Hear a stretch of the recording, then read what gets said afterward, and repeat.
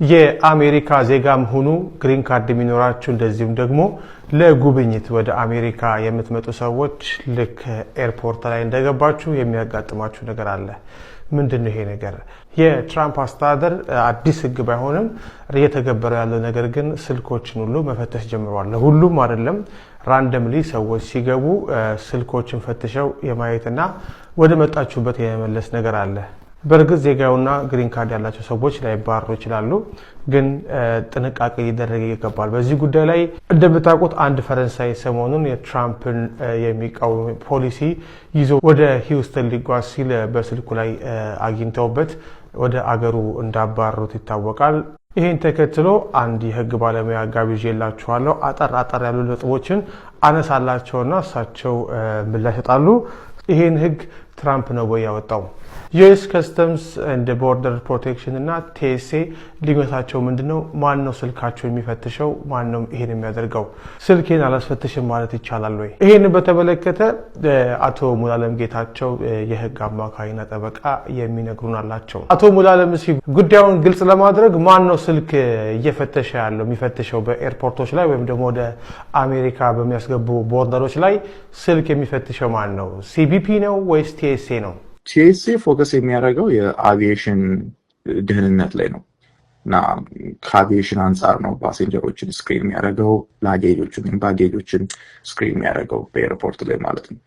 ሲቢፒ ግን የከስተም ኤንድ ፕሮቴክሽን፣ ቦርደር ፕሮቴክሽን፣ እነዚህ ከኢሚግሬሽን አንጻር እና አሜሪካ ውስጥ የሚገቡ ሰዎች አንደኛ ቫሊድ ዶክመንት አላቸው ወይ፣ ሁለተኛ ለአሜሪካ ሴኪሪቲ፣ ናሽናል ኢንትረስት፣ ፎሬን ፖሊሲ አደጋ ናቸው ወይ፣ ሶስተኛ ኢሚግሬሽን ቫሊድ ቪዛ ካላቸው እንኳን ያ ቫሊድ ቪዛን የተስተካከሉ ነው እየገቡ ያሉት፣ ፐርፐዙ ከዛ አንጻር ነው የሚለው። ስለዚህ የቲኤስኤ ቤዚክሊ ትኩረቱ ከአቪዬሽን ሴኪሪቲ አንጻር ነው። ለምሳሌ አይሮፕላን ላይ የሚገባ ሰው ለአቪዬሽን ደህንነት አደጋ ከሆነ ቲኤስኤ ነው ኃላፊነቱን የሚወስደው።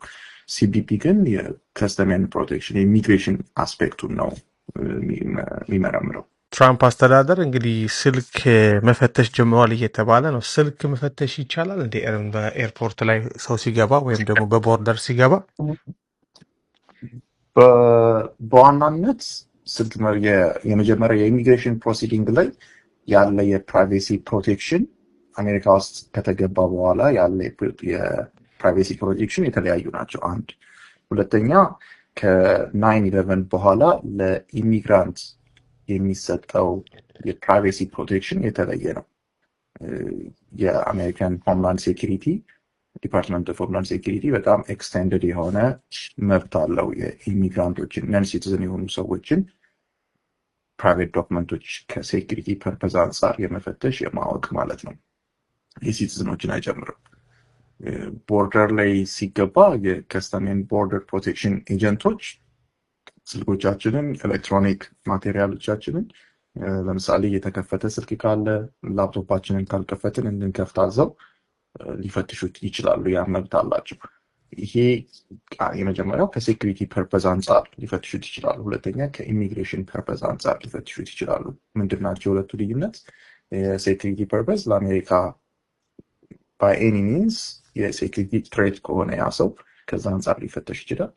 የኢሚግሬሽን ደግሞ አንድ ሰው ያን ቪዛ ሲያገኝ እና ወደ አሜሪካ ሲገባ ዋሽቷል ወይ፣ ከመጣበት ፐርፐዝ ውጪ የመቆየት እቅድ አለ ወይ፣ ያን የሚያሳይ ኤኒ ኢንዲኬሽን በኤሌክትሮኒክ ዶክመንቶቹ ላይ ይዟል ወይ። አንዳንድ ጊዜ የግሪን ካርድ ሰዎችንም አስቁመው ሊፈትሹ ይችላሉ። ለምሳሌ ግሪን ካርዳቸውን በውሸት ያገኙና እዚህ ሀገር ትዳር መስርተው ሃይበር ሌላ ሀገርም ትዳር እንዳላቸው መረጃዎች ካገኙ እንደዛ አይነት ፍተሻዎችን ሊያደርጉና ለጊዜው ጊዜያዊ ማቆያ ኤርፖርት ላይ አስገብተው ሊጠይቋቸው ይችላሉ። ይሄንን ህግ ያወጣው ትራምፕ ነው ወይንስ ከዚህ በፊትም የነበረ ህግ ነው? በተለይ ስፔሲፊካሊ ከሴፕቴምበር 11 ጀምሮ ዓለም አቀፍ ደረጃ ያሉ በአውሮፓ እና በአሜሪካ ያሉ እነዚህ አይነት ስትሪክት ህግ አላቸው። አሜሪካ የበለጠ ስትሪክት የሆነ ህግ አላት። የከስተም ኤንድ ቦርደር ፕሮቴክሽን ላይ የወጣ ምንም አዲስ ህግ የለም። ቲኤስኤ ትራንስፖርቴሽን ሴኪሪቲ አድሚኒስትሬሽንም እነዚህ ሰርቶችን በማድረግ ያወጣው ምንም አይነት አዲስ ህግ የለም። ያሉትን የተጠቀሙት ኦፍኮርስ የትራምፕ አድሚኒስትሬሽን እስከ ሊሚቱ ድረስ ሄዶ እየተጠቀመ ነው። ፈረንሳይ እንደተባረረ እናውቃለንና ማን ነው ያባረረው ፈረንሳዩን? እሱን የከስተም ኤንድ ቦርደር ፕሮቴክሽን ኤጀንቶች ናቸው።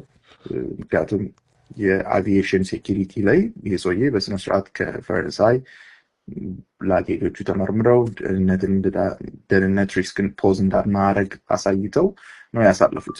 በዚህ ጊዜ ሲገባ ከከስተም ኤንድ ቦርደር ፕሮቴክሽን ሰዎች ናቸው ያስቆሙት።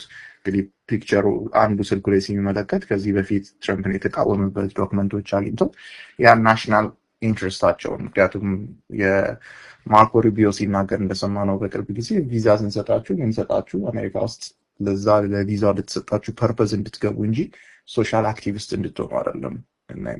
ናሽናል ኢሹዋችን የናሽናል ኢሹዋችን ነው። ሲቲዝን ያለው ራይት እና ኢሚግራንት ያለው ራይት ተመሳሳይ አይደለም የሚለውን ክሊር ፖይንት ነው። ኢሚግራንቶች ለፖለቲካል ኢሹ ለሶሻል አክቲቪዝም ወደ አሜሪካ መግባት አይችሉም የሚል አቋም አለው የአሁኑ አድሚኒስትሬሽን። ስልኬን ወይም ኤሌክትሮኒክስ ሌላ መሳሪያዎችን አላስፈተሽም ማለት ይቻላል ላይ ልክ የአሜሪካ ቦርደር ውስጥ ሲገባ ወይም ኤርፖርት ውስጥ? አሜን ስልክን የምታስፈትሸው ፈቅደ ነው። አላስፈትሽ የምትል ከሆነ መመለስ ነው የሚኖርብህ ማለት ነው። ስለዚህ ለመግባት የምታስብ ከሆነ እነዚህን ነገሮች ለማስፈተሽ ፈቃደኛ መሆን አለብን። አላስፈትሽም ካልክ ግን አላስፈትሽም ካልክ ትመለሳለህ ማለት ነው። አት ኤንድ ኦፍ ዘ ዴይ የሚያስመልስ ነገር ስልክ ላይ ካለ አለማስፈተሽና መመለስ ትችላለህ።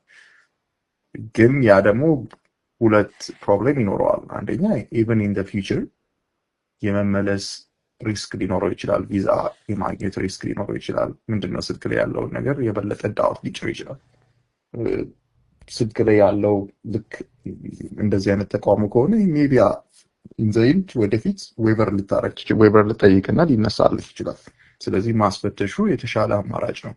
እንደሚታወቀው ሳመርም እየመጣ ነው። ስፕሪንግ ብሬክ ላይ ያለ ነው። ብዙ ሰዎች በአሜሪካ ውስጥ በረራ ያደርጋሉ ወደ አሜሪካ ለቫኬሽንም ለተለያዩ ጉዳዮች።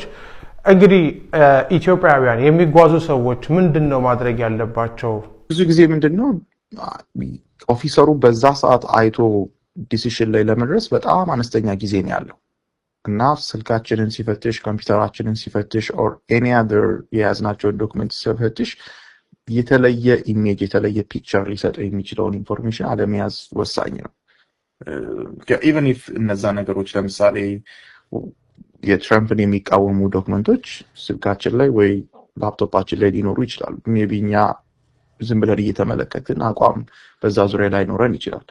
ስለዚህ እነዛን ነገሮች ማስወገድ ጥሩ ነው። ምክንያቱም ቦርደር ኦፊሰሩ ያን ነገር ተመልክቶ የተሳሳተ ኮንክሉዥን ሊደርስ ይችላል እና ከዛ አንጻር ጥንቃቄ ማድረግ ተገቢ ነው ብዬ አስባለሁ።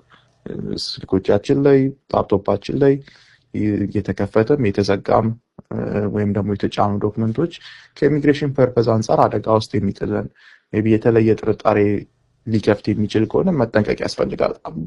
የቅርብ አንድ የግንቦት ሰባት አባል የነበረ ከጥቂት ዓመታት በፊት ለንደን ላይ የገጠመው ነገር ለዚህ ምሳሌ ሊሆን ይችላል። ዶክተር ታደሰ ብሩ የለንደን ኤርፖርት ላይ ዌብሳይት ተጠቅሞ የዛ ዋይፋይ አለ ፍሪ ዋይፋይ ራይት ያን ዋይፋይ ተጠቅሞ ስለ አንዳንድ የጦርነት ነገሮች ሰርች አደረገ።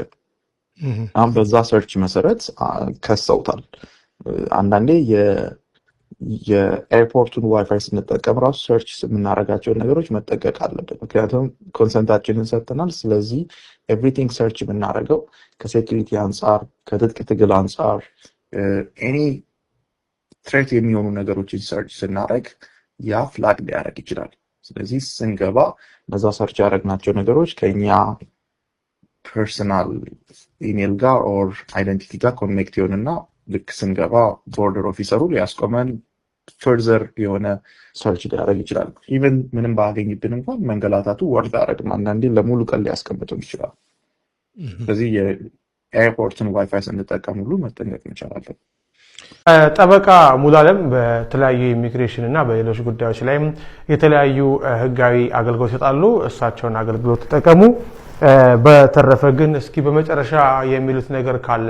ኢትዮጵያን መናገር የሚፈልገው ከኦፊሰሮች ጋር በአግባቡ ኮላቦሬት ማድረግ፣ የሚጠይቁንን በአግባቡ መመለስ፣ አንታጎናይዝ አለማድረግ፣ ኮንፍሮንት አለማድረግ ጥሩ ነው።